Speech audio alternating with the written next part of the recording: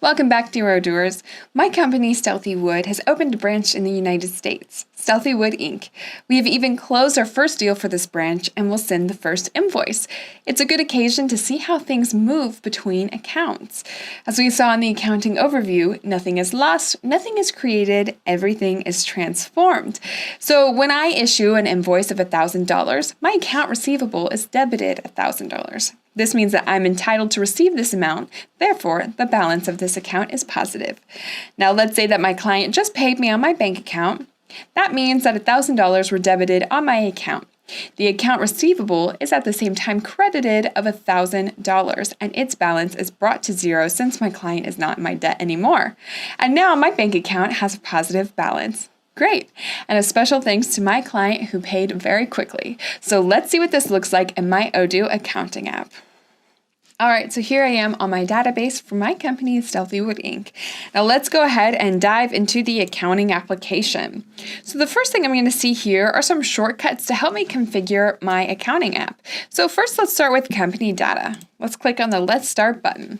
Here we're going to have all of our company information, so we want to be sure all of this is correct. So for example, I might want to change my website to stealthywood.com. All right, that looks good. So then we'll click on Apply. And then we'll see that we're done with this step. And we can move on to the next one. So then we'll be prompted to add a bank account. So what we can do is add our bank account so that we can automatically synchronize all of our transactions with the bank account. So for example, I'm going to search for my bank, First Bank. All right, so I can go ahead and scroll through all the options and then I can choose my bank. So here we have First Bank of Colorado. Okay, I can select this. I see the provider and the online identifier, and then I can go ahead and connect. Okay, so if the provider is played, I'm going to have a pop-up like I'll see right now. And if it's Yodlee, I'm going to be redirected to the Yodlee site in order to enter my bank credentials. But let's go ahead and close this for now. Okay. And then we can define our fiscal year, the opening and the closing date. Okay, so this will be used to generate our reports automatically. Okay, so by default, it starts on the 1st of January, as you can see here, and it ends on the 31st of December because those are the most common opening and closing dates. However, it may vary depending on your company, so you can go ahead and select the opening and closing dates that you would like. Okay. So we're going to go ahead and keep it the way that it is. Again, we can choose the fiscal year end as well, and then apply. All right, this step is also completed. Cool. Now we're going to go ahead and check out our chart of accounts. Let's go ahead and review. All right, so I'm going to click on the review button, and then I can group by from here. So let's go to account type, for example, and I'm going to see all of my account types. So all of the accounts are already defined according to your company's country. Okay, at the creation of our DB, I selected that my company was located in the US. So Odoo automatically installed the appropriate fiscal localization package so that the right accounts, reports, and taxes are ready to go. Okay, so that looks good. If I want to reach this page another way, so first of all, let's go back to the overview. All right, it's going to say that my chart of accounts are all set. If I want to go to my chart of accounts another way, I will go to configuration chart of accounts right here. Okay, if you want to create a new account, it's a good practice to duplicate one that already exists that's closest to the new one you're creating so the configuration is correct. This way, all legal reports will be correctly generated. All right. Let's go back to our overview. Okay, so from here we can go ahead and remove these shortcuts. So I'm going to close this. Okay, yes, I do want to remove the configuration panel. Okay, and then we're going to see our journals and some other information right here on our dashboard.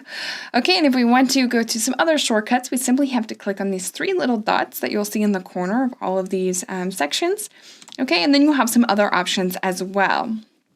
All right, and this will automatically have the filter favorites. However, you can remove this to have more information on your dashboard right here. Now, let's go ahead and create a new invoice. All right, we can do this from going to customers, invoices, and creating a new one, or we can create a new one right here from the dashboard. So let's go ahead and click on new invoice. I'm going to choose my customer, Azure Interior. Azure Interior is going to purchase a large cabinet. Now, something I want to point out quickly here is that since we are starting to use the accounting application, we have this new column here, account. Okay, we didn't have this when we were just using the invoicing application. So let's go ahead and validate. All right, and then we're going to register a payment and validate again.